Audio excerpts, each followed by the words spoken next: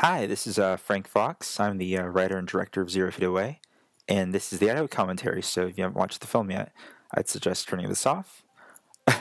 So I chose this opening here, explaining what Grindr was, because even though I always intended on making this a movie for gay men in the gay community, I realized that people that weren't gay, aren't really familiar with Grindr, would be watching this. So I try to catch them up to speed really quickly as to what the app was and some statistics about it.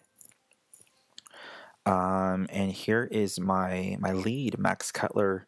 He was amazing. So awesome to work with. I originally wrote the role much differently, but more of like kind of your typical, gym guy, gay guy who like hits up the gym every day.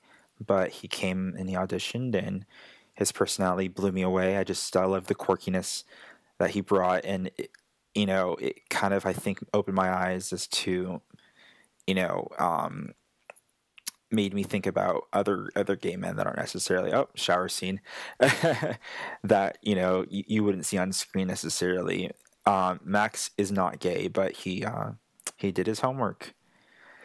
So, selfies. So this here, the special effects, they took me a while to figure out. I'm not a special effects person, but I did a lot of research and editing on how to fix this and everything and do it.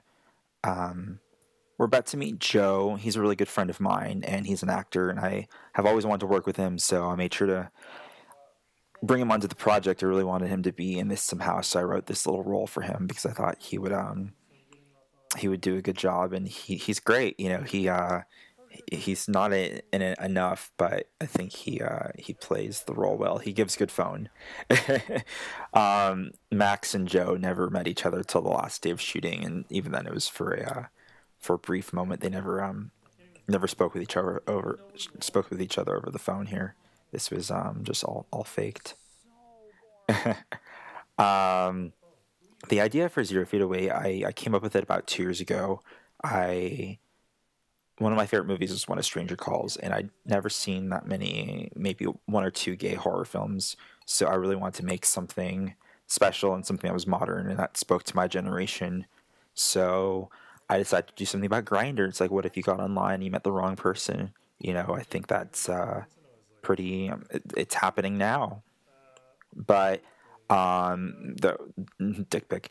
But also, it's very important to me to make something that spoke to my generation outside of gay men. I wanted to hit on internet memes. There you see Grumpy Cat. I wanted to talk about like selfies and kind of just our tinted out about just being addicted to the internet and to your phones, and maybe in a feature length film I can really flesh out those ideas, because Grindr is kind of the star of the film, but I made sure to make little hints to those things there. We shot in the Hollywood Hills. I rented this house through Airbnb, which seems pretty appropriate when I'm making a film about online stuff. You can go on there and you rent rooms and places from people. And we shot for 2 days in Hollywood, and then we shot for 1 day in Santa Monica, and then another day shortly in Santa Monica again. But that scene did not make the film, just for timing reasons and artistic reasons. Here, God, this film's so short. There's so much that I'm not telling you. I'm just trying to get through everything. Favorite shot in the movie, I think, right here. This took us like 10 takes, I think. Yeah, this took a while to choreograph in terms of Max, his placement, and the camera's movement, and God, I remember this was like right before lunch, and everybody was just like, "We gotta finish this. We gotta get to lunch. We gotta get to lunch." I was like, "We gotta get this right," and this is just perfect. I think the music's great. I love the shot, and Max is hilarious here. I think his expression is like dead on, and this scene means everything to me. Um, this here was really fun to do, and special effects coming up. Just, God, this is supposed to be where the turning point is in the movie, where things start to get really like, oh shit, this guy's crazy.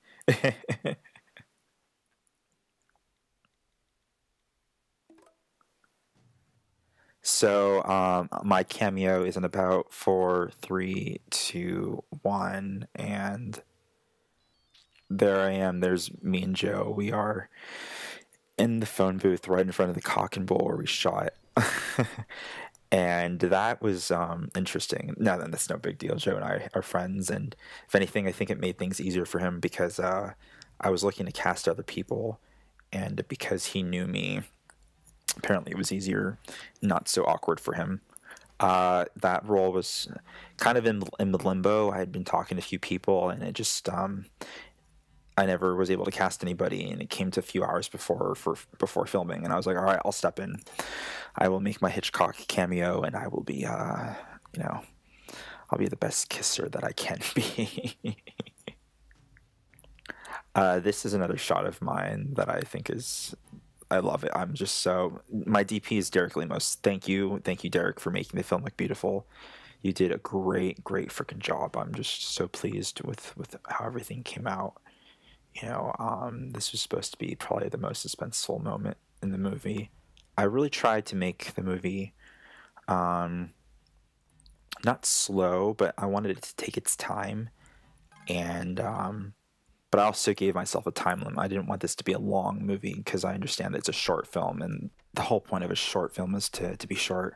I think when I wrote the movie, it was originally 13 pages long, which in Hollywood speak is about 13 minutes, but I wanted to get it down to about 10. It's short attention spans, when people turn on YouTube. Matt Harrison here, he's playing our Uber driver, who you'll eventually find out is Stealth, the guy that Chase has been talking to the entire time. He's another friend of mine that I really want to work with, but had him come and audition. I saw him and a few other people audition for the role, but he nailed it. He got it just right on the dot. He was able to play like the person that's your friend, that's kind of your uncle. He's a little goofy, but he can be like really creepy, a little too talkative. Like I really needed this character to nail that annoying like Lyft or Uber driver, and he just got it 100%. It also doesn't hurt that he kind of reminded me of Rutger Hauer from the Hitcher movies. And this is kind of like the reverse scene, instead of him hitching, he's the driver.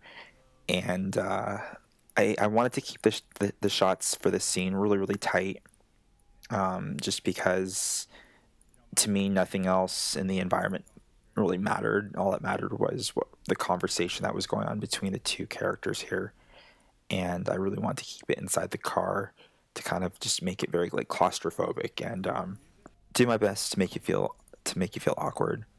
I also another like thing I try to touch on is that we have the line coming up from Matt where he's like, "Oh, let's take a selfie. I can't wait to put it on MySpace." I really wanted to kind of make a commentary about some older people that try to keep up with today's world, and they're not so hip about it. They maybe kind of know some of these terms, but they don't necessarily know how to use them, or they don't really know what's hot anymore. And I think that was kind of a fun thing to do. I really want to make a movie from a millennial's perspective. I think the whole point here is me kind of waving my finger at millennials about being careful who you talk to, and how much you use your phone. You need to start paying attention. And but I couldn't let these older generations get away with without being scolded either.